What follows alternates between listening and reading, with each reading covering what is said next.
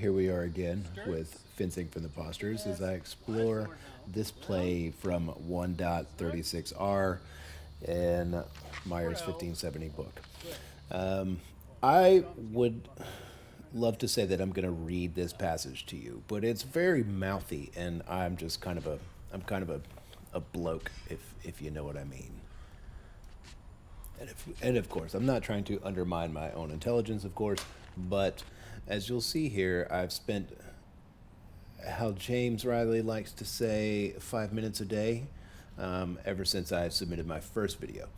So I did just that. And we can see that as time goes on, I'm moving from trying to understand these passes and kind of teaching my body how to do these things. And as day by day goes by and I just spend a little bit of time with it, my body starts to learn. And by this day, I'm starting to kind of get the steps together, get the cuts together, and it's starting to feel pretty good. But there's one thing that's missing. I need a buddy. And I figured for this, what better trading partner than somebody who has absolutely no idea what you're trying to do to them. So as you'll see in some of these sparring passes later, I have a lot of fun. This guy that I'm facing off with, his name is Will. He's a novice fencer. He's an excellent martial artist as a whole. Just one of those martial arts vagabonds. Just anyway, good guy to have around, but has no idea what's going on here. One of the things that I'm finding is that this initial dive from Sturts is bringing me into, the Zornhau and then the cut around. Sure, fine, great, but I'm getting a little stuffed after this position. And I think that's natural. I think that's okay because I can't fence irrespective of Bleiben and Fuelin. And so I have to go with what he's giving and work with some of the distances. So I'm starting to find that I'm not able really to get past the first couple of movements because I either lock him out with the Zornhau and get my movement or just go straight for the thrust because that's the most accurate thing to do. I don't want to force anything that doesn't need to be forced. And I think that's a very important thing to consider whenever you're practicing these things is distance.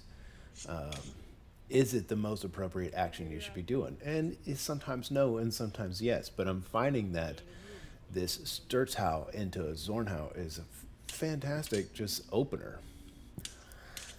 But we'll see later whenever I get with another training partner how this same dynamic kind of changes depending on what the opponent's giving. In these exchanges with Mr. Will, I'm not getting a lot of chances to rise up into Ox to perform the Sverhau and the Prellhau that come out of those movements. And see, I'm trying it out here, and it's not really working out that well. I mean, it's working, but it's, as you'll see as we move along, things develop once I get my other training partner in here.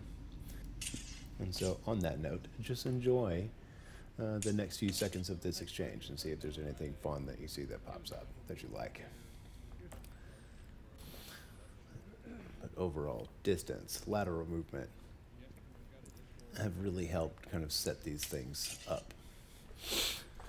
Can't do it on every pass, but I'm trying. Always trying. Testing to see if they'll fail. I even throw a few from the other side just to see what that feels like.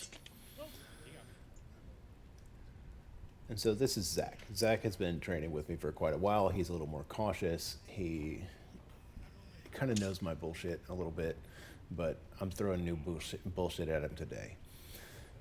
Again, he doesn't really have any idea what's going on, but you'll tell that each time I make these passes, I'm trying to dive in with a Sturzhau. Sturzhau to Zornhau. Boom.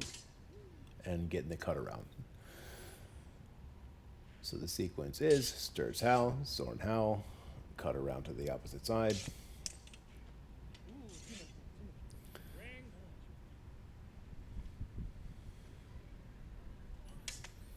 And now, if anybody wants to watch the full fight of me and Zack, it's up on YouTube. And so you don't have to watch me just kind of bully him around. during this one. He does get some hits.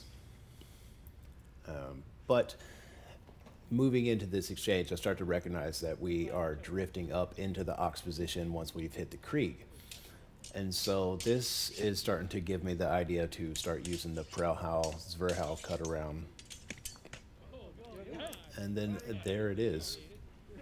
Overall, I think that my biggest takeaway from this is that distance management is hugely important. And secondly, you can't really force these plays to happen, but you should drill them in a way at home to where your hands and your body remember what to do from those positions. And whenever you recognize that your exchanges are taking you into these places, then your hands know what to do and you're able to just dish them out when you see the opening. And so I was never really able to do the entire sequence at once, and I think it's unrealistic to expect that to occur. But what I was able to do was engage the opponent out of Sufechten and get, some really good positions. And then once I'm in the Krieg, I could kind of activate that second half of the play. And so overall, this was a fun experiment. I'm going to play with it some more, and I hope you all enjoyed.